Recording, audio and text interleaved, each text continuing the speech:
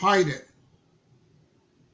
My name is Maitre Mola Alex Ndive Lisinge, and today I want to make this message in connection with the crisis that is happening in the southwest region and northwest region of the Cameroon.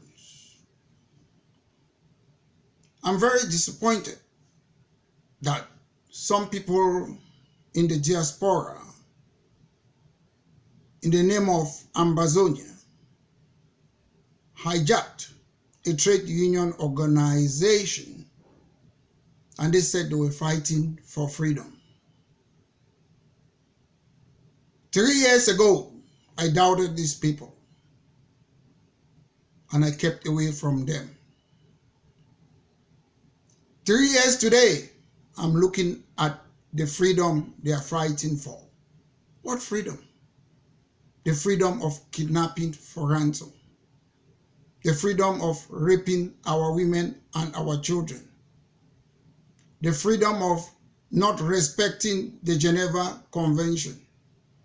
This is what these people have been doing, making Northwest and Southwest ungovernable. In October, I was there in Cameroon, and I confirm with my own eyes what I have been saying. People who sit abroad have a comfortable life while they destroy the life of our own people. Today, I've come to make this clear. If you cannot put yourself down at the home front, stop killing our people. Because a lot of people have said they are fighting the government. There is the government. There is the hijacker. And we, the civilians, are majority. We are not part of your war. We don't want you to stop our children from going to school. We don't want you to use our refugees and our civilians in order for you to claim bogus asylum. The name Ambazonian resonates on my mind as a terrorist organization.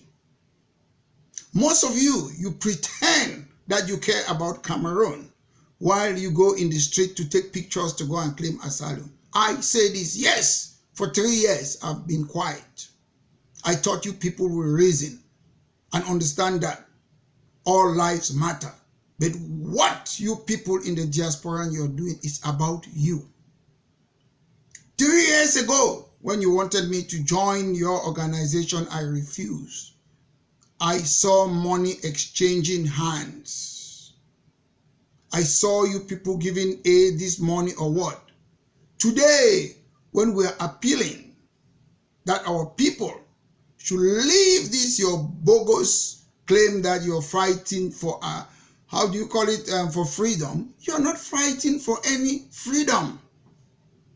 If you're a freedom fighter, you do what we used to do when there was no social media. You go to Cameroon and protest. You walk the street as we used to do in Cameroon and tell the government what you want.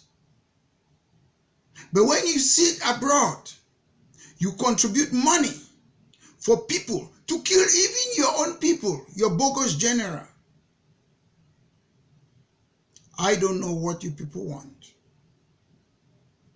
You want to do what Napoleon left undone. You want to do what the founding fathers of Cameroon, they left undone. You want to do what veteran politicians in Cameroon left undone. You want to do what veteran lawyers in Cameroon have been in the United Nations ups and down, and they know the only way to solve this matter is through a political means within ourselves. Most of you, without any remorse, have been going knocking at the door on the people who enslave us, the people who colonize us, promoter of apartheid, neo-imperialists. Those are the people you have been seeking solace from them. It's a shame. It's a disgrace that Africans, they are scared of their own brother. How many of you can show me evidence that you wrote to your local council, you knocked at the door to your MPs in Cameroon and made a complaint about the current issue that we are fighting for? Because all of you, you're in the same pot soup. You have been stealing, embezzling in Cameroon. Why can't you raise that issue to your local MP? When I'm talking for the last 30 years, you just jump the bandwagon. Oh, this is an opportunity for me to claim bogus asylum. You see these people in Cameroon every day dying. For those of you who are women, you saw what happened to Florence Ayafo. And you keep on supporting these criminals. I'm sure Lady Macbeth was better. Today, you sit, all of us, we are pointing our fingers at one person. We don't know that we all are part of the problem in Cameroon. It's easy for you to blame somebody. And what have disappointed me a lot is that these criminals, these hijackers, when they have somebody on their side, they are all saints. And once they are being deserted by their once followers, what do? They start putting evidence. It's a scammer. So when people are with you, they are not scammers. Yes, we know they are scammers, and we are ready to take all the scammers to join us and stop that. You're scamming. People repent. For those of you who are religious, Saul in the Bible, St. Paul, what happened? So why are you telling us that A or B is a scammer? We are not interested. We are interested in the people who are going to lay down their arms and come and let's solve a problem in a peaceful ways. Most of you say you're freedom fighters. You're commentators. You make noise over social media. You're not freedom fighters. Those of us who went to Cameroon and challenged the government that we don't want decentralization, we want something more, they gave us a special status. That's an achievement. We are not in power. Take note. Even in the Western world, if you're not in power, you cannot change a country. We, as civil and human rights defender and opposition, we convinced the government to move a little bit step further from the decentralization, and they gave a special status. That's an achievement. For most of you who sit here in the diaspora, your achievement is what? The Munyenge massacre, the Guzang massacre, the killing of Lydia, Molandi, beheading of Sakwe, Diona Mata, and a host of others. Those are your achievements. The burning of hospital in Kumba, Sonara, Pamol, CDC, those are your achievements.